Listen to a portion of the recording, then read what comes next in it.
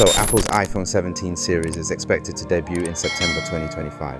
This release follows Apple's recent trend of introducing new iPhone models annually in the fall.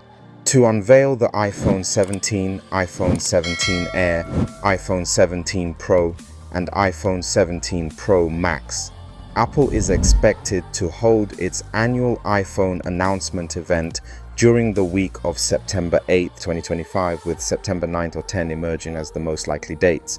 Going on previous years, this suggests the new devices could become available to buy in stores and online on Friday, September 20th. iPhone 17, what to expect. The iPhone 17 series is anticipated to bring a host of new features and enhancements. Here are just a few of the changes that we are expecting. Display size for the regular iPhone 17 will be 6.3 inches, up from 6.1 inches. 120Hz ProMotion displays for all models. Introduction of a super thin air variant, replacing Plus model. Pro models will adopt a half glass, half aluminum chassis and a redesigned horizontal camera bump.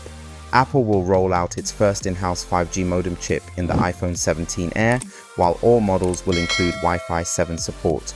Camera improvements: 24 megapixels front selfie camera across the lineup, while the Pro models could get 3 48mm rear cameras and potentially 8K video support.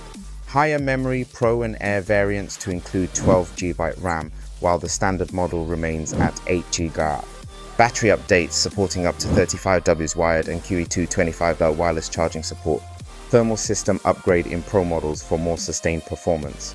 Apart from the iPhone 17 series, Apple's fall event this year is also expected to see the announcement of the Apple Watch SE 3, Apple Watch Series 11 and Apple Watch Ultra 3.